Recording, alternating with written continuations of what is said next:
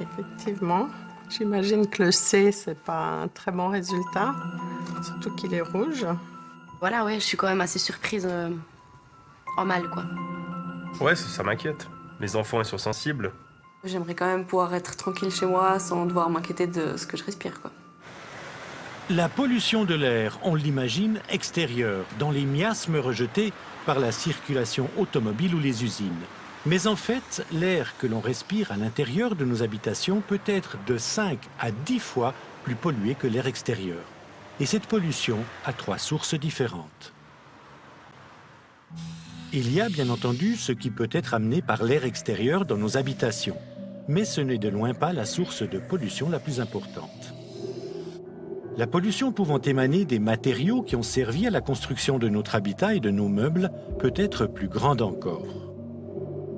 Mais la principale source, c'est nous, par nos activités et les produits que l'on utilise pour les réaliser. Par exemple, quand on fume, quand on nettoie, quand on bricole et même quand on se pomponne.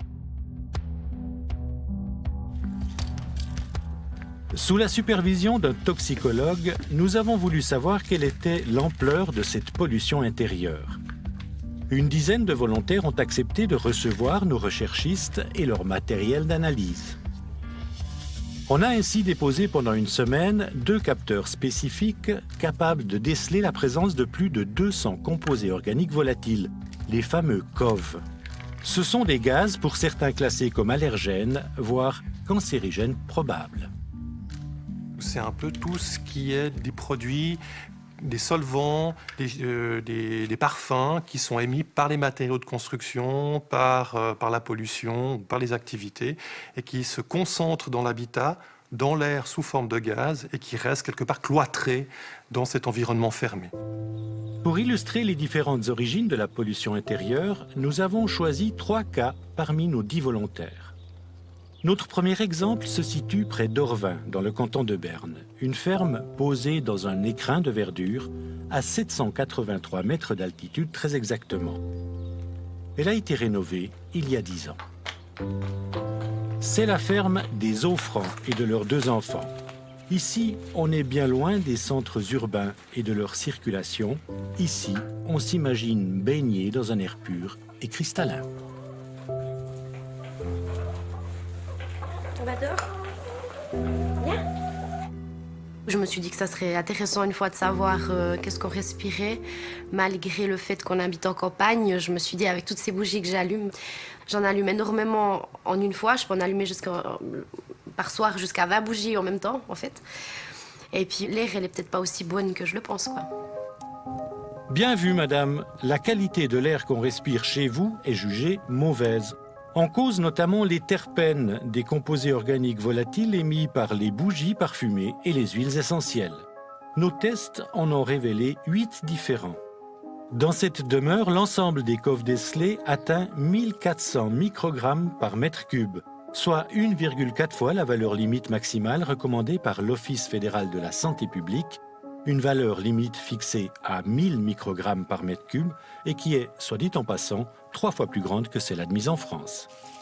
Ce mauvais résultat s'explique aussi par la profusion de siloxane, ces composés organiques volatiles issus principalement de cosmétiques mais aussi de matériaux en silicone ou de peinture.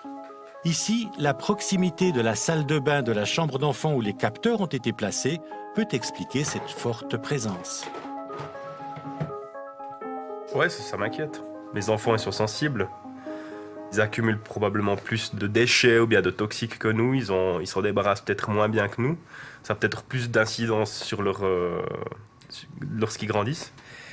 Et puis c'est clair que là, on va tout de suite prendre des mesures, quoi. C'est vraiment diminuer les bougies, en fait. Je vais en allumer quand même, mais beaucoup moins.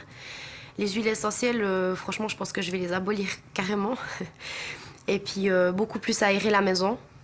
Mais c'est vrai qu'au sein d'une maison de campagne, c'est quand même assez choquant d'avoir des résultats comme ça. Ouais.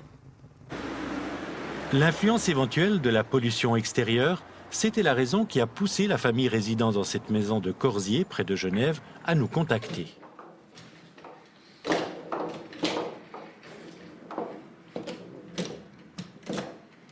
ça fait plusieurs mois que je dis à ma famille que l'air ambiant est certainement moins bon que l'air extérieur.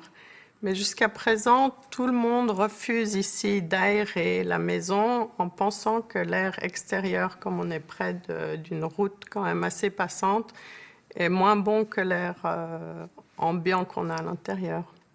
Donc c'était quand j'ai vu le sujet de l'émission, je me suis dit tiens, ça c'est vraiment l'occasion soit de leur prouver que c'est moi qui ai raison ou peut-être que j'ai tort.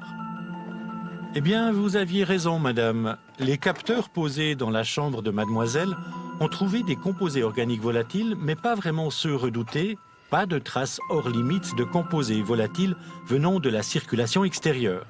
En revanche, la quantité de siloxane décelée est 2 fois plus élevée que la valeur recommandée. Ici, cosmétiques et peintures peuvent l'expliquer. Les cosmétiques, ça m'étonne pas trop, parce que ma fille est une adolescente de 17 ans. Donc j'imagine et je sais qu'elle utilise sa chambre aussi pour se maquiller le matin, pour se préparer. Donc je pense qu'elle les utilise dans sa chambre tout autant que dans la salle de bain. Maintenant, la peinture et les vernis, effectivement, nous avons refait la peinture sur l'un de ces murs l'été passé. Donc peut-être qu'il y a une corrélation avec ça. Ça me donne raison par rapport à ma famille et peut-être qu'ils seront un peu plus à même d'aérer un peu plus souvent la maison.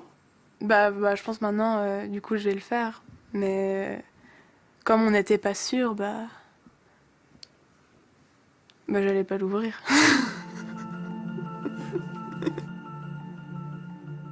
Les siloxanes décelés à Corsier, souvent dénommés diméthicones dans les listes de composants, on les retrouve dans la très grande majorité de nos tests. Ils sont censés être inertes, mais on n'en est plus trop certain aujourd'hui.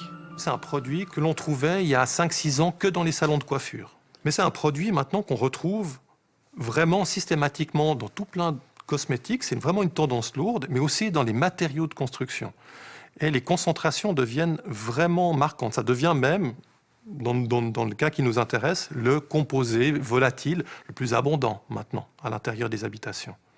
Les dernières études sur ces substances, sur ces siloxanes, semblent montrer que ce n'est pas aussi anodin que ça. On commence à avoir des effets sur l'animal, notamment sur le foie des rats qui sont exposés. Et il y a certaines voix qui commencent à monter aussi au niveau des cosmétiques pour dire on devrait peut-être limiter l'usage de ces produits et pas les mettre en fait à toutes les sauces. Dans ces 2 cas, l'air intérieur n'est vraiment pas propre. Les bougies parfumées, l'encens, c'est pas bon. Certaines peintures contiennent des solvants, on en reparlera. Mais on ne va pas dramatiser, on est encore loin des valeurs limites de toxicité utilisées dans les environnements professionnels. Et le maître mot, c'est aérer.